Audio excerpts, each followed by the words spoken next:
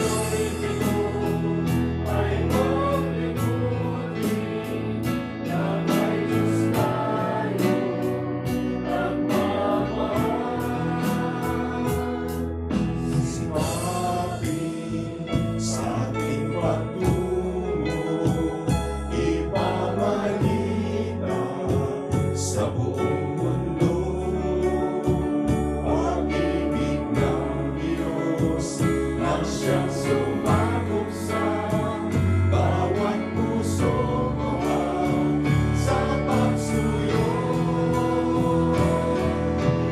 Ang Diyos matigus ng pag-ibig,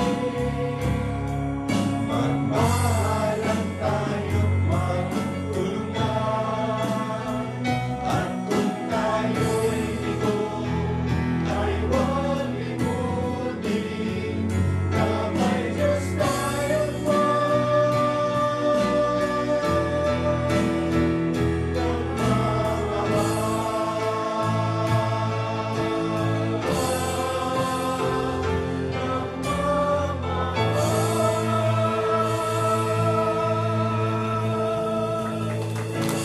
palakpakan po natin ang Panginoon. Glory to God. Glory to Christ Jesus. My dear brothers and sisters, our reading for today will be taken according to the Gospel of St. Matthew, chapter 4, verses 1 to 11. Matthew chapter 4, verse 1 to 11. This is our Gospel reading this coming Sunday, the first Sunday of Lent. At that time, Jesus was led by the Spirit into the desert to be tempted by the devil. He fasted for 40 days and 40 nights, and afterwards he was hungry.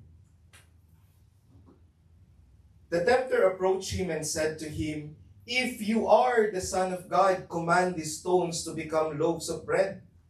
He said in reply, "It is written, one does not live on bread alone, but on every word that comes forth from the mouth of God." Then the devil took him to the holy city and made him stand to the parapet of the temple and said to him, "If you are the Son of God, throw yourself down, for it is written, He will command His angels concerning you, and with their hands they will support you, lest you dash your foot against a stone." Jesus answered him, "Again, it is written, you shall not put the Lord your God to the test."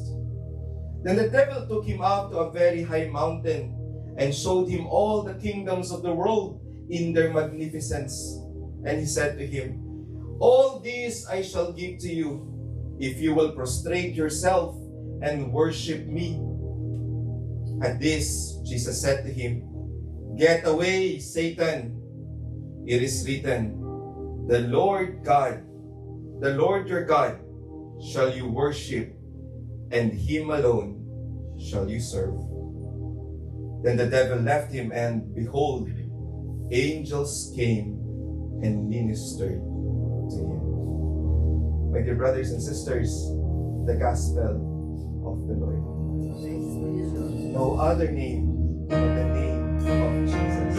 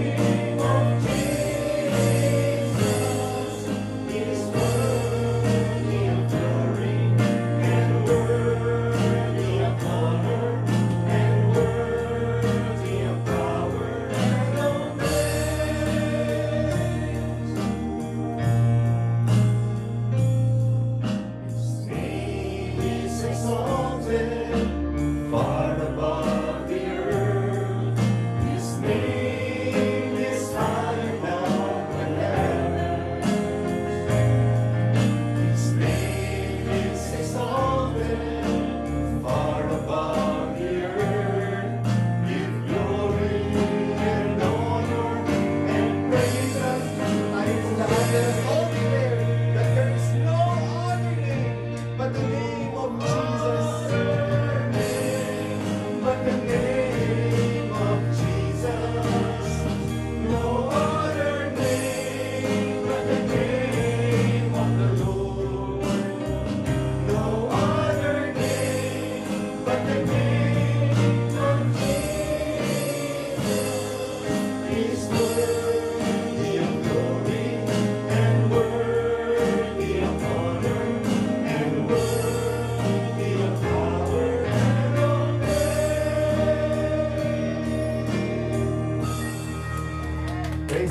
Palakpakan po natin muli ng malakas. Si Yahweh El Shaddai. Glory, glory, glory, glory to Christ Jesus. Praise the Lord God, praise Jesus. No other name but the name of Jesus. Now, lahat po na pumalakpak, pwede na kayong magsiupo at matulog na kayo. Ang sarap po malakpak sa Panginoon, no?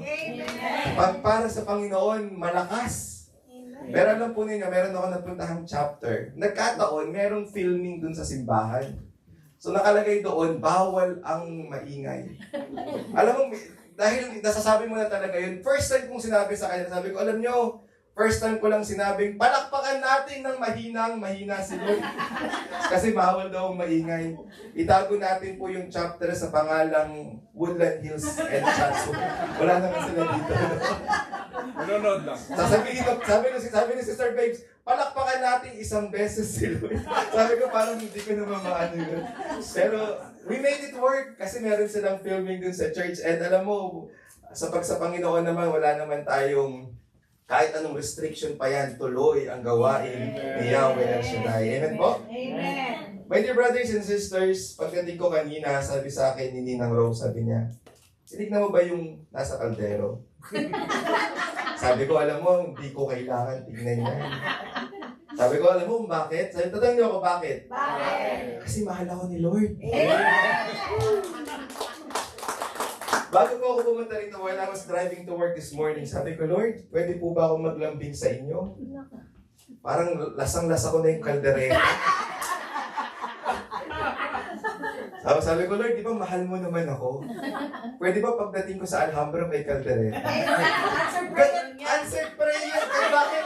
Mahal tayo ni Lord eh. Pag may gusto kayo, maglalambing kayo sa tatay nyo. Ang sagwa naman kung kay Brother Garo ang maglalambing. Mas masagwa naman yun. So kay Lord ako naglambing. And sabi nga ni Sister Rose, nakita mo ba yun? Totoo ba talaga yun?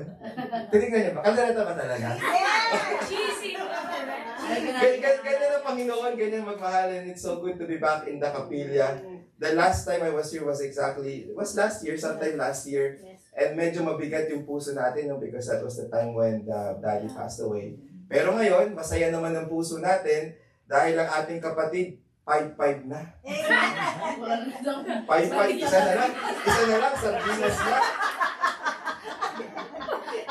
At I'm always happy and I greet Sister Tina, happy birthday, mahal natin yan.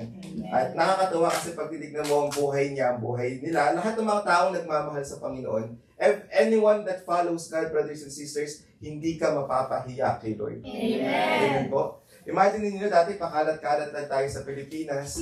Ngayon, ang Rolex, ginagawa na lang bolso. Parang pamilya sa akin. Iba talaga pag-bless ni Lord. Pati wall, merong Rolex. Sabi ko, Lord, sana all. My dear brothers and sisters, our reading for today talks about the temptation of the Lord. And yesterday, we all have entered officially the Lenten season in our Catholic calendar. And nag-abo na ba kayo? Nag-abo ba kayo kahapon? Yes. That is the mark of our entering to the holy season of Lent in our Catholic Church. And if you will notice, every first reading, whether it's a year A, year B, or year C, every reading on the first Sunday of Lent always talks about the temptation of the Lord. Lahat yan. Whether it's from Matthew, or year A, year B for Mark, year C kay Luke. And then the second Sunday after that, the Sunday after that, the second Sunday of Lent, it always talks about the transfiguration of the Lord. Kahit anong tingin mo, yan pa rin yun. Yan yun. Temptation and the transfiguration. Well, I was meditating on it. Bakit kaya? Now, why does the church why does our mother church wants us to reflect on this when Lenten season comes? Una, in the temptation of the Lord, the church is giving us a glimpse of the Lord's humanity. Amen po? Nagutom, napagod, inantok, tulad nyo. No? Tinukso. The church is reminding us and giving us a glimpse of the Lord's humanity. Whereas on the next Sunday, next week, ang topic niya, transfiguration. Kahit hindi ko pa nababasa yung gospel next week, I can assure you, transfiguration yan. Magkasunod lagi yan. Why? For the church is because the church is reminding us and is giving us a glimpse today of His humanity, but next week of His divinity. Amen po. That in this world, like what happened to the Lord, tutuksohin tayo ng demonyo. Kakalabitin ka ng demonyo. Minsan, ite-text ka ng demonyo. Nakatanggap na kayo ng text sa demonyo. Hindi ba? No, andyan yan. But the Lord is saying that, but the church is reminding us, like the Lord, we can also overcome temptations in our life. And when you do, the transfiguration of the Lord reminds you and is giving you a free taste of how it is, of the glory that is awaiting for you in heaven.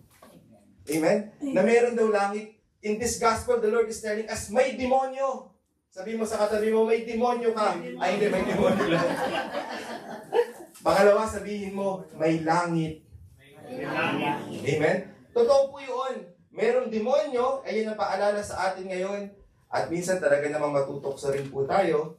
Pero kapag tayo po ay nanatili, if we remain faithful and we stand firm in our faith, brothers and sisters, and we overcome all of the temptation that may come our way, brothers and sisters, no eye has seen, no ear has heard, no mind can know what God has in store for each and every one of us who love God. Palakpakan po natin ang Panginoon. No? And then, kahapon din, sa mga kapatid nating Muslim, they have also started what we call the Ramadan. Laging magkasabay yan eh. Because naka-base din yan sa mga sa buwan, sa mga positioning ng buwan. And I am familiar and sensitive to this because yung psychiatrist na katrabaho ko, yung pinaka-boss ko ngayon, is a Muslim. So lagi niya akong tinuturuan kung ano. Sa kanila, ang Ramadan naman daw, it is also pretty much the same as what we do. It is the time of purification of heart, increasing charity, personal growth. It is spiritual reflection, self-discipline, and devotion na ang primary aim to strengthen one's relationship with Allah and fostering empathy to less fortunate. It's pretty much the same ng mga ginagawa natin bilang Katoliko. So ngayon po, ang gusto kong pagnilayan natin, since we are talking about the temptations of the Lord, the temptation of the devil to the Lord, ang gusto kong pagnilayan po natin, paano ba natin ito mapagtatagumpayan? Because that's one of the good things that we have to reflect on. Para nga, at the end of this life, magkakasama tayong magkikita-kita doon. Amen? We will be in our glorified body with the Lord. Magkikita-kita tayo. Sabi mo, si Panchong ba yun? Amen? Lahat tayo magkikita-kita doon. Kaya ito po yung gusto kong pagnilayan natin ngayon. And I just want to give you a simple A, B, and C. Kasi 30 minutes lang daw ang preaching dito sa Socal eh. Nabasa ko yung memo. Sanay kasi po ako sa Alaska, 2 hours kami doon. Hindi, 2 hours yung gawain namin doon. No? So ABC lang, kapag nabitin, text na lang tayo. No, text na lang tayo. If you were in the Bellflower chapter, you will be able to recognize what is the first letter, the letter A. Ano po yung letter A? Taas lang nasa Bellflower nung Sunday. Sabi ka, hindi, baka tanungin mo ako. What is the A that I spoke to you about on there? That is also very important for us to overcome the temptation of the devil. Hello? Hello? Ayan tayo eh. Ayan tayo. Ang unang letter, A, it is the aroma of Christ. Can you say the word aroma? Aroma. Ano sa Tagalog ng aroma? Amoy. Halimuyak. Tama ba yun? Alaya. Halimuyak ni Kristo. What do I mean by that? Last week, we were called to become 2 weeks ago, we were called to be the light of this world and the light of this world and the salt of this earth. And in the letter of St. Paul to the Corinthians, this is what he is calling us. Sabi niya, but thanks be to God who in Christ always lead us to triumph and through us spreads the fragrance of knowledge of Him everywhere. For we are the aroma of Christ to those among those who are being saved and among those who are perishing, to one fragrance from death, to another a fragrance of life to life. Wow. Sabihin niyo, wow. Wow. Ito yung sabi ko sa inyo, kung umatin kayo ng bellflower, amoy Diyos kayo nung umuwi kayo. Amen. Amoy mo nga yung katabi mo. Anong amoy niyan? May Pilipinas to. Amoy Pilipinas. Amoy alimuong kasi umulan. At ano yung amoy natin? Ano yung amoy natin? How do you smell like, no? Tama ba English ko? Anong amoy meron ka? What is the kind of smell, the aroma that you are trying to bring into this world? And I spoke to you about osmogenesia. Naalala niyo yung osmogenesia? Hindi Aling Genesia. Hindi yung mama ni Manny Pacquiao. Osmogenesia, this is the phenomenon that is in our Catholic Church. No, ang ibig sabihin nito yung odor of sanctity. I told you that holiness smells good. Mabango ang kabanalan ng Diyos. Amen? Yung osmogenesia, this is a phenomenon that is always being reported whenever there is a person who lived a great life and nagkakaroon ng pag namatay sila, nagkakaroon ng mabangong amoy. People, St. Teresa of Lisieux, no, si Padre Pio as examples I gave you, na nung namatay sila, yung kanilang pinaghigaan, yung kanilang pinagramayan, bumangong amoy bulaklak. Bakit? Mabango ang kabanalan ng Diyos. Mabango ang kabanalan ng Diyos. And I am talking about it not only figuratively, but also literally. Mabangong maging banal. Amen po? Mabangong maging banal. Holiness is fragrant and lovely. And the reason why why this is needed for you to overcome Satan, because the fragrance of holiness drives out the stench that Satan brings into this world. Amen po? Amen. Yung, kasi pinag-aralan, nung pinag-inilayan ko po ito, meron sa atin kahit sa science, ang tawag po nila dito, they have a study called aroma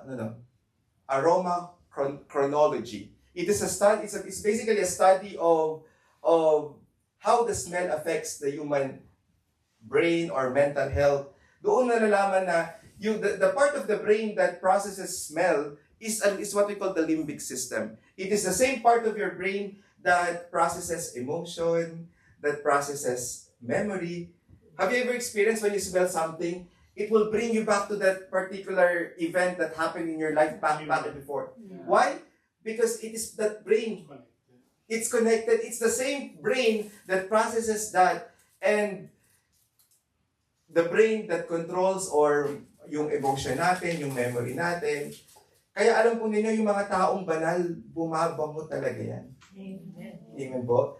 How many of you have experienced the fact that the time when there is someone that you love, that lived a good life, and then all of a sudden, after they passed away, you are by yourself in your room, and biglang, parang amoy bulaklak yata dito.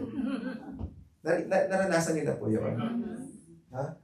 No, it is an example. Dalawang bagay lang daw po yun. Sabi niya, it's either the person that you are grieving really lived a good life and they are there, yung scent, that holiness, the fragrance of holiness is there. Or pangalawa, it is the presence of God that is comforting you at that particular time and letting you know, I am here even in your suffering. Amen. So that is the aroma, the fragrance of holiness that can only come from God and from God alone. And I'm telling you, this is something that we need because the fragrance of holiness drives away the stench of Satan. Kung merong odor of sanctity, there is also what we call odor of sin. Alam niyo yung amoy ng kasalanan? Amoy mo yung katabi mo. Ayaw. Wag daw. If you would read the story of Saint Catherine de Siena, or even Padre Pio, there is a time when Saint Catherine de Siena visited Rome and spoke to the particular Pope, Saint Gregor, I think I forgot the number. And then Saint Catherine de Siena said, bakit ganito dito sa Roma, sa Tagalog?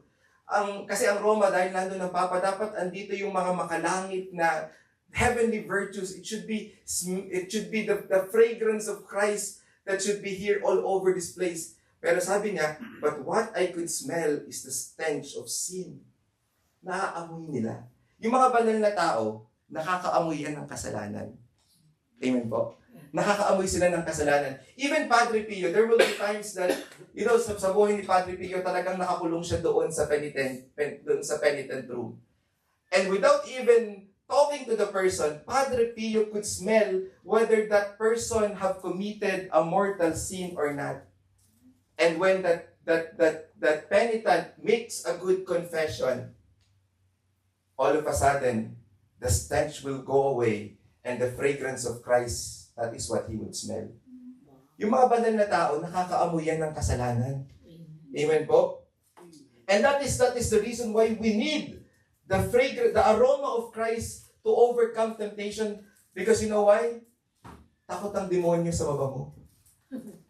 Kung ang kabanguhan ay isang palatandaan ng presensya ng Diyos, a presence of a stench smell is also a sign, a physical sign of the presence of demon. If you watch an exorcist na interview ng mga pare, or even if you watch a exorcist movie, sasabihin nila, there is a stench smell that could never go away. Di ba, ayun yung mga stages kasi ng possession. Mag-uumpisa yan ng infestation, magkakaroon ng manifestation, doon darating yung possession, oppression, and yun na yun.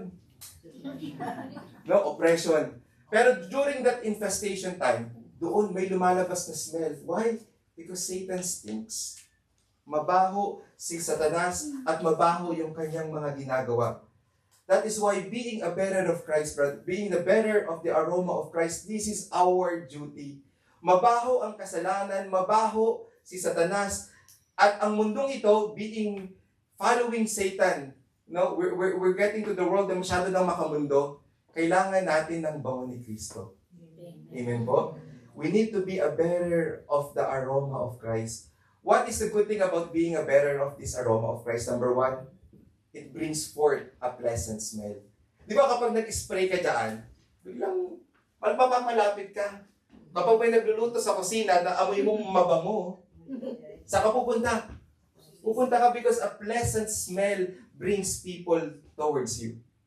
Brings people to Jesus. And another reason why you need this aroma of God, because as I said, this acts as an odor neutralizer. Kapag ikaw ay pumunta dun sa mabahong lugar, anong ginagawa mo? Nag-spray. Di ba nag-i-spray ka? Because, and this is one thing that we do, if we come to a place like that, the aroma that we bear from Christ itself can act as a neutralizer. So kung dun sa lugar na yun, sa tao na yun, maraming kasalanan, babango na rin yan. Babango na rin yan. No? So ayun po yung unang dapat meron ka. Dapat ikaw ay merong amoy ni Kristo. Aroma of Christ. What is the second letter? Letter B. Be prepared. Parang pinag-isipan, no? Be prepared. No?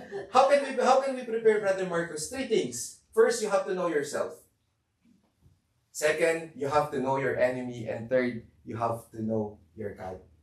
Whenever we talk about temptation, brothers and sisters, sa buhay natin, dapat kilala mo yung sarili mo kung saan ka mahina.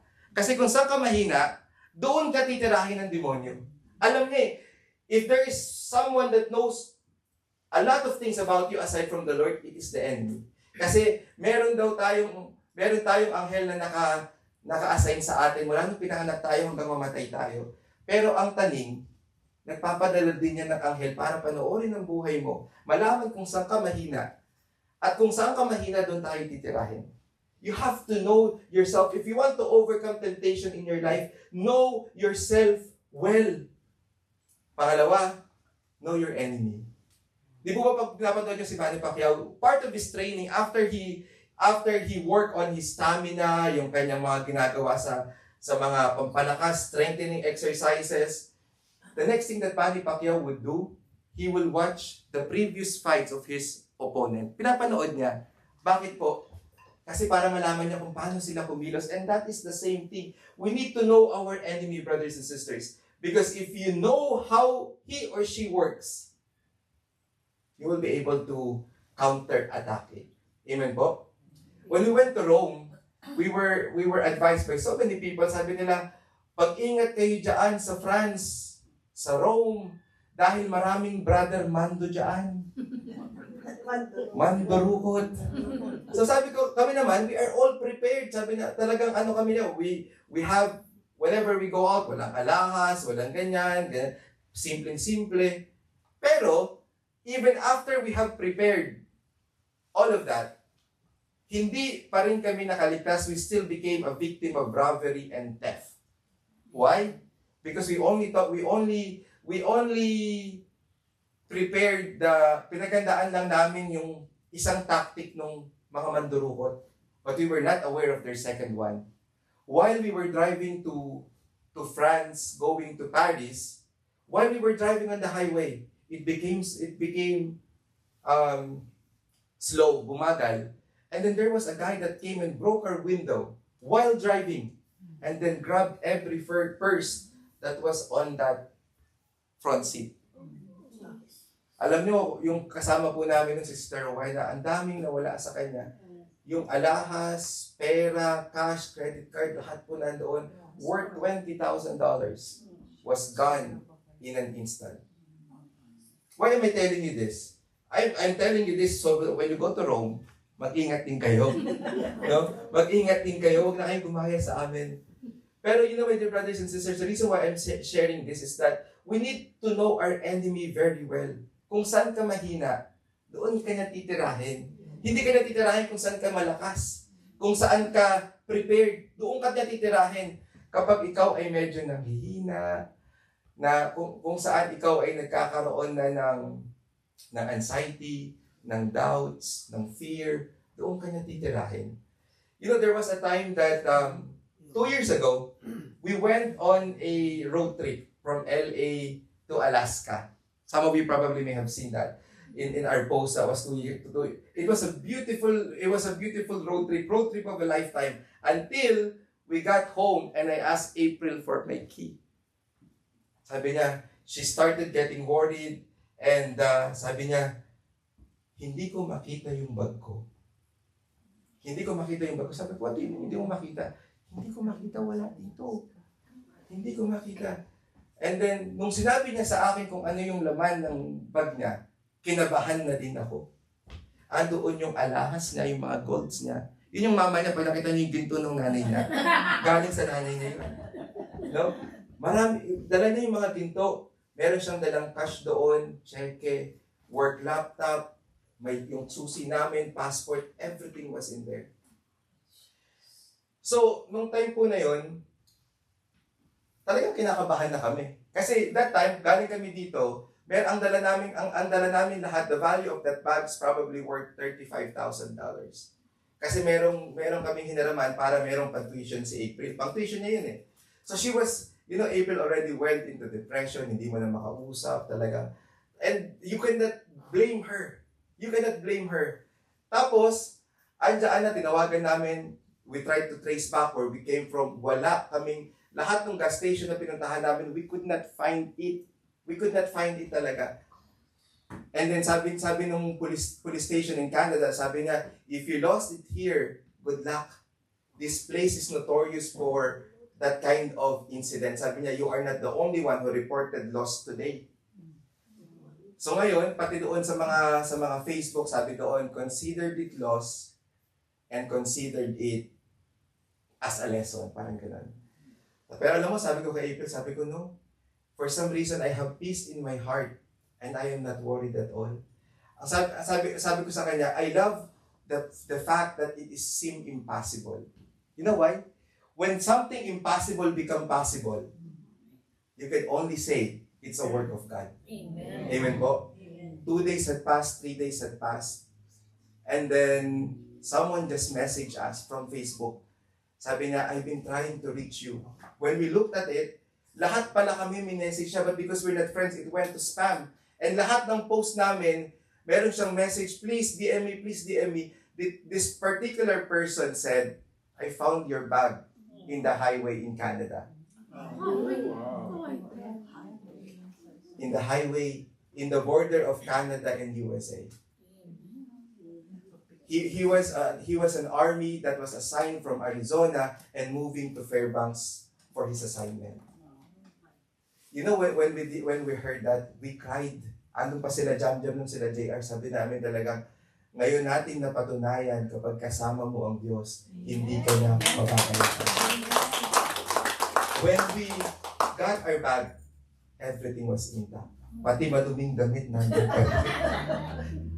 Why am I telling you this? That day before the anniversary, before the road trip, that was our anniversary. It was victorious, it was glorious, and we are having a good time in our road trip. But this is the characteristic of the enemy. He is a thief, he is a killer, and he's a destroyer according to John chapter 10 verse 10. Ang gusto lang niya, nakawan, sirain at patayin. At that time, what the enemy was doing, he was trying to steal the joy from our hearts that we got from the presence of God during the anniversary. He's trying to destroy the peace that we have, that comes from God. And he's trying to destroy the mood, the whole experience. Pero hindi niya nalaman na may Diyos tayong pinaglilingkuran. Amen po? And I told April, it is probably just a test. No more than a temptation from the devil. Sabi ko, I think it must be a test na susubukan ng Panginoon kung nasaan tayo, but we will continue to hold and serve Him. The enemy is there trying to rob you from the joy, to steal your peace, and to destroy your relationship with God. But if you have God with you, nothing is impossible. What are the odds of someone finding a $30,000 worth of bag and returning and making not just single attempt, not just 2 attempts, 3rd attempts, but multiple attempts just to reach you? He did not stop until 4th day he was able to reach us. Kaya sabi ko sa kanya, nakita mo na, imposible. Lahat ng tinawagan namin, considered it lost. Pero it is not lost until God said so. Amen. Papalakpakan natin si Yahweh. And that is the 3rd thing. You have to know your God. You have to know your God. Dapat kilala mo ang Diyos mo. Ang Diyos natin, ang Diyos na nagbibigay ng tagumpay, ang pangalan ay El Shaddai. Amen. How many of you have seen the picture probably na there is an image of Jesus and his arm wrestling with Satan or with the devil? Have you seen that picture? Familiar ba kayo doon? Yung picture na parang ang image niya is the Lord nagpupunong braso sa demonyo. Anyone? Are you familiar with that? Hanapin nyo nga, i-research nyo. But it's a very common when they say fighting good and evil, that is usually an image that they try to put right away. Na ang Panginoon nagpupunong braso sa demonyo, kay Satan. And for me, it is almost blasphemous. It is almost blasphemous. Why? Because the devil cannot do that. Because the devil trembles even at the mention of the name of Jesus. So for him to go there in the presence of Jesus at magpunong braso, imposible yun. Amen. At ganun din sa mga taong nananampalataya kay Yahweh El Shaddai, in the name of Jesus, there is victory. Amen. In the name of Jesus, we have victory. Huwag na natin kantahin. Malapit na matapos yun. No, in the name of Jesus, there is victory. You have to know your God. Kasi kung malakas ang loob mo, you can go anywhere. You can go anywhere. Because you know that your Jesus is alive. Amen. I haven't shared this with anyone, but I'm pretty sure lahat naman tayo nakaranas ng mga paranormal activities. Nakaranas na ba kayo dyan? Yung may naglalakad sa gabi. May naglalakad ba dito? Wala naman. There was a time in our apartment when we used to live in Van Nuys. You will not believe this, brothers and sisters. When we used to live in Van Nuys, I am 100% sure there is something in there. Why? Bukod doon sa mga naglalakad, meron talaga doon. I could feel it. And there was a lot of times when Gabby, when he was young, even at the age of 2 to 3 years old, he will wake up exactly at 3 o'clock in the morning, crying inconsolably, and will point somewhere in the closet. There was even a time, I'm telling you, he crawled backwards. when he did that, I wasn't even sure if I want to carry him or not. I haven't shared this to anyone. Pero nung time po na yun, talagang constantly, nagkakasakit yung mga bata, we don't even know. And I do remember, the only good thing that I could tell you about the spirit dun sa bahay na yun, matipid sa kuryente. Kasi pag umaalis kami, nabukas ang ilaw, pinapatay niya. Pinapatay niya talaga. And my brother wouldn't believe it when he stayed in our house. Late naman yung tao. Actually, so yung kuya ko, he wouldn't believe when I told him that. So I said, he brought me to the airport and said, watch, let's turn on the lights. When you come home, take a picture. And it was all turned off. Si Alexa It yun. was all, wala pa kaming Alexa nun. And I remember an instance in which to talaga nang medyo parupaan na yung kanyang infestation, I would say that. Talaga kasi there was a blackout and we live in a second floor na meron kaming taas, third floor. We keep hearing 3 knocks on the window. And then I learned from a priest na sabi niya, when the devil does that, it is to mock the Trinity. Kaya tatlo eh. So, nung namin yun, sabi ko, tinan mo si JR, tinatakot pa tayo. I blame JR. So I called Jam, sabi ko, tinan mo yung asawa mo kung ano ginagawa. And then we all started coming to the bed. Hindi namin alam kung gagawin namin. We tried calling JR. Sabi niya, no, I'm at work. And we saw his location. He's not there. He's not there. And then alam mo, nung time na yun talaga, medyo lumalakas yung pagpaparamdam niya. I was about to go to work at that night. And mind you, yung mga cupboards namin, they were opening non-stop. Alam mo, nung time na yun, I do not feel safe I do not feel comfortable going to work knowing that my family is there. So I called them, sabi ko, magdadasal tayo, magdi-deliverance tayo, papalayasin natin ito. Sabi namin ganun. Pero ang kagandahan po noon, alam mo, nung dasal po na yun, after that, hindi na nangyari ulit. I am not an exorcist. Do not call me pag may kumakatok sa bahay. I am not an exorcist. It is just a simple prayer from a father who wants to protect his family. Amen. Kaya yung mga tatay po natin dito, your duty is not only to provide for the family, to protect them, but also, you know, I try to say the deliverance prayer not only as a father but as the priest of my family, because as a father you are the priest at your home. In the baptism we share in the threefold ministry of the Lord, being a priest, being a king, and being a prophet. And as a priestly and sharing in the priestly ministry of the Lord, we are ought to pray for them. And I know that mula noon hindi na siya nagparamdam ng ganong kalakas. I'm pretty sure it still needs full exorcism or deliverance prayer. Pero after that, hindi niya na kami ginambala. And again, I'm not saying that because I am an exorcist. It is just a simple prayer from a father who loves his family and trying to protect them from the evil one. Palakpakan po natin si Yahweh. So know yourself, know your enemy, and know your God. Yung demonyo, sinungaling yan eh. He'll cast doubt. Sabi niya, di ba sa Panginoon, if you are, no, yung mga ganong casting doubts, and even in the first reading, it will bring you back to the story of creation. That is the tactic that he used for Adam and Eve. So ano po yung unang letter? A. Pangalawa? B. B. Ano yung A? Apoy. Pangalawa? Be prepared. Be prepared. Be prepared to know what? To know your God, to know yourself, and to your enemy. At ang pinakahuli, anong letter? C. Ano ito yung pinaka-importante din sa lahat? Choose Christ. Choose Christ. In our reading for today, the Thursday after the Ash Wednesday, ang sabi po doon in Deuteronomy, sabi niya, God said through Moses to the Israelite people, sabi niya, I have called heaven and earth to become my witness. Because I'm going to lay before you life and death, blessing and curses. Choose life. Choose life. And that is the same thing with us, my dear brothers and sisters. Our life here in this world is all about choices. Whenever you are tempted, whenever you are being tempted, it does not always mean that you are sinning already. You still have a choice to make to deal with the temptation or to run away from temptation. If you stay and think that you are strong right now, no, run. Do not stay and deal with the temptation by yourself because 100% of the time you will fall.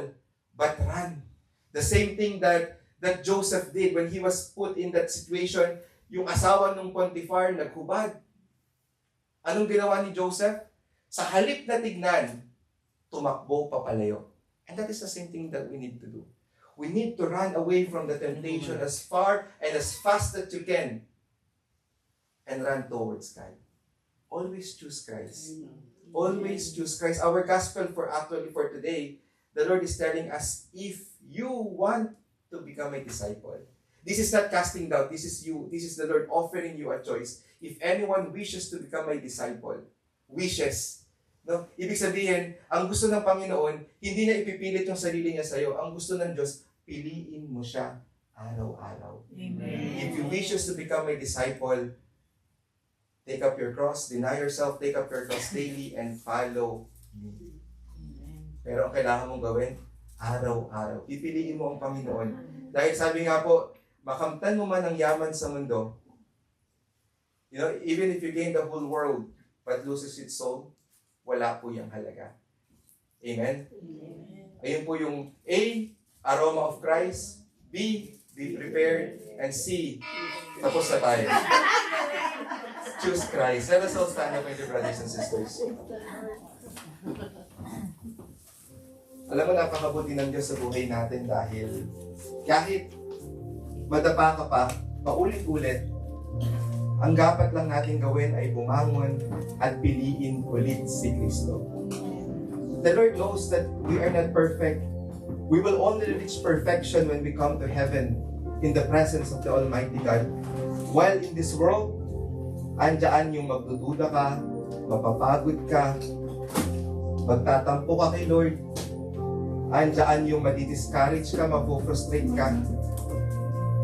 At sa lahat ng pagsubok at temptation na hindi natin mapagtagumpayan, tandaan po natin na ang pagmamahal ng Diyos ay malaki at malawak. Ang pagmamahal niya ay hindi natatapos. Kailangan lang natin siya piliin palagi. Heavenly Father, Yahweh El Shaddai, salamat po sa gabing ito kung saan muli mo kaming sinamahan. Pinaramdam sa amin ang dakilang pagmamahal. Samo at nilangin namin, Panginoon, na patuloy mo kaming samahan sa lahat ng lakbayin ng aming buhay. Sa lahat ng mga oras, Panginoon, na kami man ay tutuksohin ng kaaway, Ikaw ang aming maging lakas, Ikaw ang aming maging sandata, Ikaw ang aming maging sandigan, Panginoon. Dahil alam namin, Panginoon, no match sa iyo ang kalaban. Alam namin, Lord God, na Ikaw ay malakas, Ikaw ay banal, Panginoon.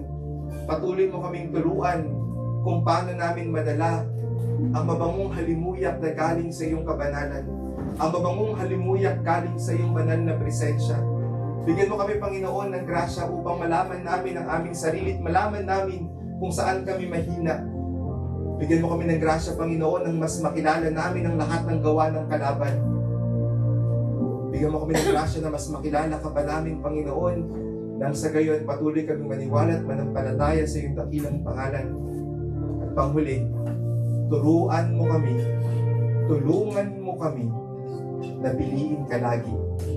Talikdan ng kasalanan, talikdan ng kasamaan, talikdan ng kamunduhan, at piliin ka lagi.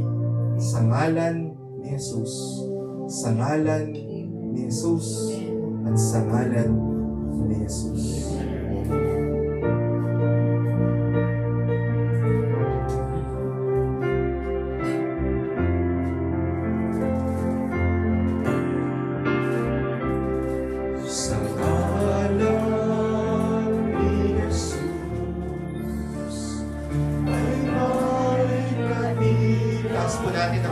Prayer request.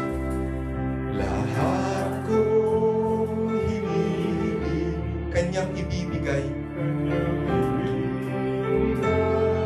Yes, sa ngalan ni Jesus. Sa ngalan ni Jesus.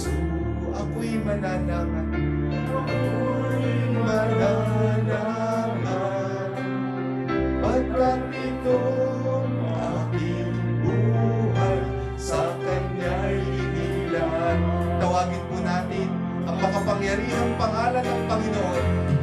Jesus, Jesus,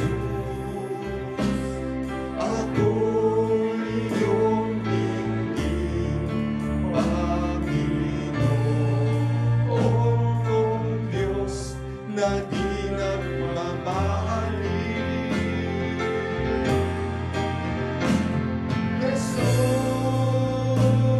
Jesus, ako'y iyong dinggin, pupurihin ka't sasambahin hanggang libing. Sa ngalan ni Jesus, sa ngalan ni Jesus, ako ay may buhay. Dugo niya at laman sa aking inaalay, sa aking iniaalay. Sa ngalan ni Jesus, sa ngalan ni Jesus, lahat ibibigay. Pagkat ito aming buhay, aking buhay sa Kanya'y tayo mong lahat. Tawagin natin ang makapangyarihang pangalan ng Panginoon. Jesus, Jesus, ako'y iyong dinggin, Panginoon kong Diyos na di nagmamahalin. Sige po mga kapatid, tawagin natin ang matamis ng pangalan. Jesus, Jesus, ako'y iyong pupurihin ka't sasambahin hanggang libing. Minsan pa, tayo mong lahat. Jesus, Jesus, ako'y iyong dinggin, Panginoon kong Diyos na di nagmamahalin. Sa nagkakaisang tinig, Jesus, Jesus,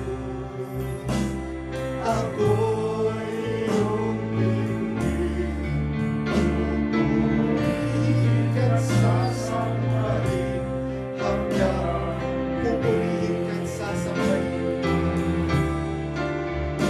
Pupurihin ka't sasambahin hanggang libing. Pupurihin ka't sasambahin, Panginoon. Pupurihin ka't sasambahin hanggang libing. Sabihin natin lahat, Jesus na aking Panginoon, salamat sa mga salita mo at sa pag-ibig mo. Ngayon, alam ko na, ikaw ay malakas. Kaya mo akong ipagtanggol sa lahat ng gawa ng mga kalaban. Inaangkin ko na sa pangalan ni Jesus, patuloy kong mapagtatagumpayan lahat ng pagsubok, maging ang mga tentasyon sa aking buhay. Ngayon naman, Panginoon, tinataas ko sa iyo ang aking mga panalangin, ang aking mga pangarap, ang aking mga hinaing, dahil alam ko, ikaw ang Diyos na makagagawa ng mga imposibleng bagay para sa akin. Panginoon, naglalambing ako sa iyo. Sa ngalan mo, tugunin mo ang aking mga panalangin kung ito'y ayon sa iyong kalooban. Tanggapin mo rin, Panginoon, ang aking mga handog, tanda ng aking pag-ibig, tanda ng aking salamat, at tanda ng aking pagtitiwala. Binibigay ko sa iyo tulad ng utos mo. At gaya ng pangako mo, inaangkin ko na ibabalik mo rin ito sa akin. Nagsisik, diglig, at umaapaw. Sa iyo ang papuri, sa iyong parangal at pasasalamat. In Jesus' mighty name. Amen and amen. Let us give thanks to God.